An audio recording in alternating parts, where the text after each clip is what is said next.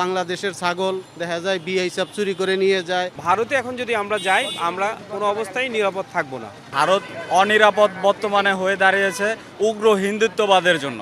চিকিৎসা, ব্যবসা কিংবা ভ্রমণের প্রয়োজনে ভারতে যাওয়া বাংলাদেশিদের ঘিরে সাম্প্রতিক একের পর এক ঘটনায় বাড়ছে উদ্বেগ। সর্বশেষ কলকাতার ফ্রি স্কুল স্ট্রিটের একটি হোটেলে ভয়াবহ আগুনে প্রাণ হারিয়েছেন অন্তত ৯ জন, যাদের মধ্যে ৭ জন বাংলাদেশি বলে নিশ্চিত করা হয়েছে। এর আগে দিল্লির মালভিয়া নগরের অগ্নিকাণ্ডেও আহত হন ৮ বাংলাদেশি নাগরিক। তাদের মধ্যে ৩ জনের অবস্থা ছিল আশঙ্কাজনক। শুধু দুর্ঘটনা নয়, হোটেল বন্ধ হয়ে যাওয়া, অতিরিক্ত ভাড়া, ভিসা ও নিরাপত্তা সংক্রান্ত জটিলতাতেও ভোগান্তিতে পড়ছেন বাংলাদেশিরা। প্রশ্ন উঠছে, চিকিৎসা বা ব্যবসার প্রয়োজনে ভারতে যাওয়া বাংলাদেশিদের নিরাপত্তা কি নিশ্চিত করবে ভারত সরকার? বাংলাদেশিদের জন্য ভারত কি আদৌ নিরাপদ? কি ভাবছে বাংলাদেশি জনগণ?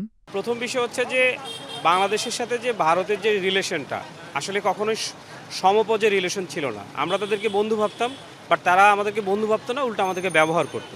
এবং এই যে জুলাই গণ অভ্যুত্থানের পরে যে আমাদের যে ফ্যাসিস্ট সরকার পালিয়ে গিয়েছে, আশ্রয় কে দিয়েছে? ভারতে দিয়েছে। দ্বিতীয় কথা হচ্ছে আমাদের যে একজন তরুণ হাদি ছিল, যে আমাদের ন্যায়ের কথা বলতো, তাকে যে হত্যা করেছে, তাদের আসামিদেরকে কে আশ্রয় দিয়েছে? ভারতই দিয়েছে। এবং তারা মনে করছে যে বাংলাদেশে তাদের সে আগের অবস্থানটা নাই, এবং তারা যেভাবে বাংলাদেশকে শোষণ করতে পেরেছে, এখানকার জনগণের প্রতি তাদের যে একটা কন্ট্রোল ছিল, সেটা মনে হচ্ছে তাদের এখন চলে গেছে। সেই কারণে তারা মনে করে যে বাঙালিরা হচ্ছে তাদের এখন বড় শত্রু। ভিসা রেশিও থেকে শুরু করে সব কিছুতে কিন্তু এখন আমাদেরকে তারা প্রায়োরিটি দিচ্ছে না। আগে কিন্তু ভ্রমণ ভিসা এবং আমাদের চিকিৎসার জন্য ভিসা, সেটা কিন্তু খুব সহজ ছিল, এখন কিন্তু সহজ না।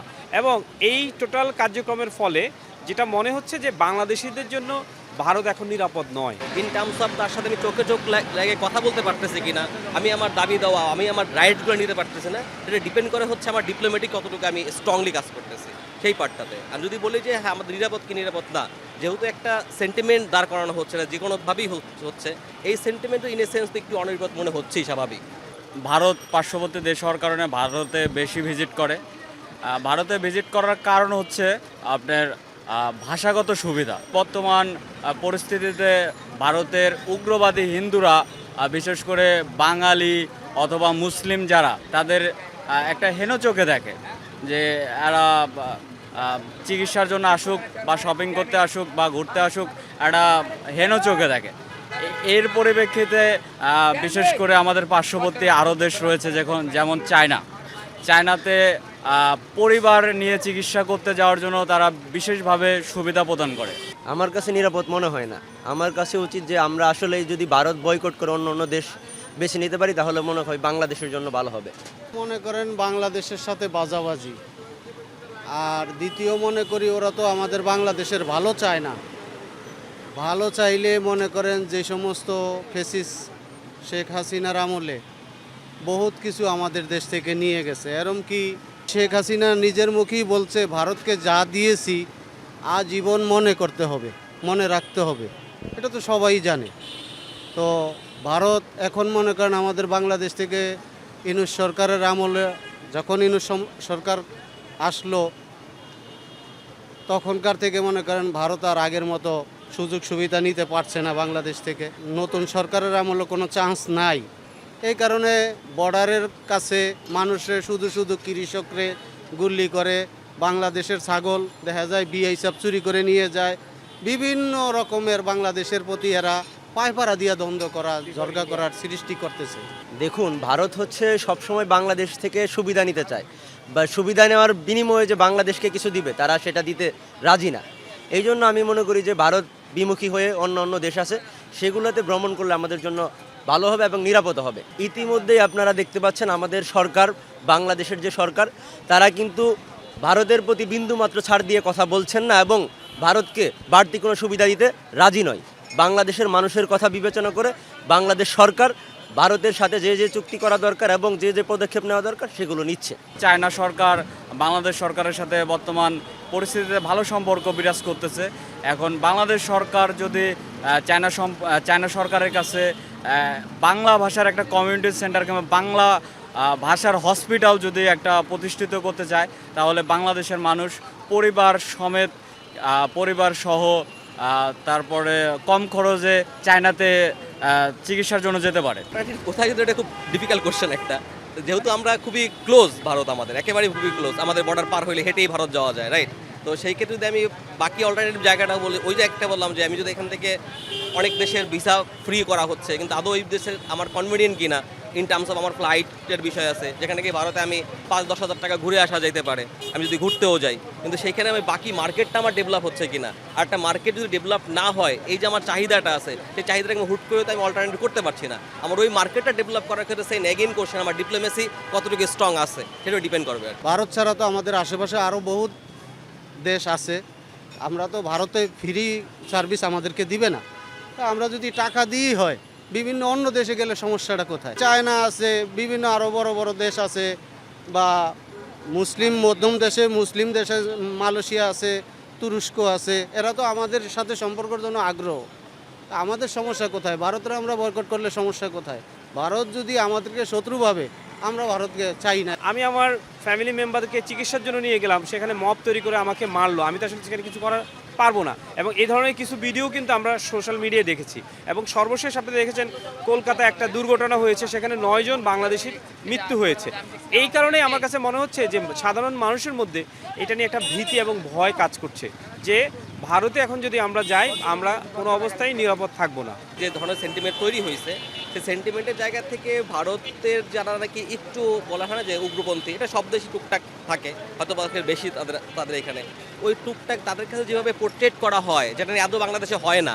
যে বাংলাদেশের মনে হয় যে কি বলে ভ্রাতৃত্ববোধ আমাদের দেশের মতন কোথাও নাই, যে আমাদের হিন্দু মুসলিম বৌদ্ধ খ্রিস্টান সব আমরা একসাথে বসবাস করি, কিন্তু এটাকে যেভাবে ডিজাইন করে তাদেরকে প্রকাশ করা হয় যে আমরা আমাদের দেশে মানে হিন্দুরা খুব বেশি নির্যাতিত, একদম অ্যাবসলিউটলি রং কথা এটা। কিন্তু এইটাকে তারা এখানে যদি এস্টাবলিশ করে, তাদের এন্ড থেকে যারা নাকি টুকরুবাদী আছে, তাদের এন্ড থেকে কোনো না কোনো একটা হামলা বা একটা কুটু কথা, একটা ধাক্কাধাক্কি, এটা হতে পারে।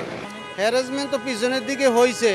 যারা মনে করেন চিকিৎসার জন্য ভারতে যাচ্ছে, তারা মনে করেন ভারতের এই যে দাদা বাবুরা বিভিন্ন কটূক্তি করে, গালিগালাজ করে, ভিসা বন্ধ করে দেয়, পাসপোর্ট বন্ধ করে দেয়, যাইতে দিবে না। তো আমরা এত হেনস্থার শিকার হয়ে, অপমান হয়ে কেন এই দেশে যাব?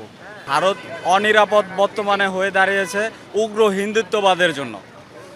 যারা বাংলাদেশের বিশেষ করে মুসলিম এখানে যারা যায়, তাদেরকে হেন চোখে দেখে যে তোমাদের হচ্ছে বাংলাদেশ থেকে ভারতে কেন আসতে হবে। কোনো কিছুর জন্য আটকে থাকে না, থেমে থাকে না।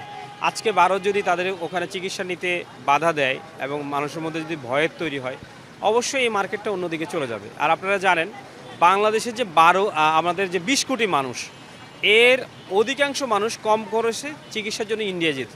এখন এটা যদি বন্ধ হয়ে যায়, সেক্ষেত্রে ভারতের ব্যাপক একটা অর্থনৈতিক ধস নামবে। কারণ কলকাতার যে মার্কেটগুলো, কলকাতার যে আপনার থাকার যে হোটেলগুলো এবং চিকিৎসা কেন্দ্রগুলো, এটা কিন্তু বাংলাদেশকে কেন্দ্র করেই গড়ে উঠেছে এবং দীর্ঘদিনের একটা বিজনেস। আমি মনে করি এটা ভারতের অর্থনীতিতে একটা ব্যাপক প্রভাব পড়বে। ডেফিনেটলি অর্থনীতি অনেক বড় প্রভাব আছে এখানে। দিন শেষে business it's all about, like last আমরা কোভিডকালীন সময় দেখলাম যে আমরা যেতে পারি নাই, এবং লাস্ট এই জুলাই আগস্টের যে আন্দোলনটা হলো, এখানে আমরা কেউ যাচ্ছে না। তো দেখা যাচ্ছে তাদের যে কি বলে শপিং মল আছে বা তাদের যে হোটেলগুলো আছে, সেই হোটেল এখন 3 পিসের কাপড়ের ব্যবসা করতেছে তারা, যদিও কাস্টমার পাচ্ছে না। তো তাদেরও যারা প্রান্তিক পর্যায়ের লোকজন যারা ব্যবসা করে খায়, স্পেশালি নিউ মার্কেট জোনটা, মার্কেট স্ট্রিট, পার্ক স্ট্রিট, তো তারা কিন্তু সবাই ওই ব্যবসাটা করতে পারতেছে না। এবং তাদেরও সাধারণ মানুষ, আবারও বলছে যে পলিটিক্যালি বেনিফিট হয় হচ্ছে political party, but ultimately loss হচ্ছে সাধারণ মানুষের, আমাদের এবং ভারতের সাধারণ মানুষ যারা নাকি মুক্তিকামী ভালো মানুষ যারা আছে, তাদের জন্য সমস্যাটা বেশি হচ্ছে। দেখেন না, পশ্চিমবঙ্গে অনেকের গরু বিক্রি হচ্ছে না, গরু ছাইড়া দেয়। ভারতে যদি বাংলাদেশের মানুষ না যায়, তো ভারতের অর্থনৈতিক ব্যাপক একটা প্রভাব পড়বে আমি মনে করি।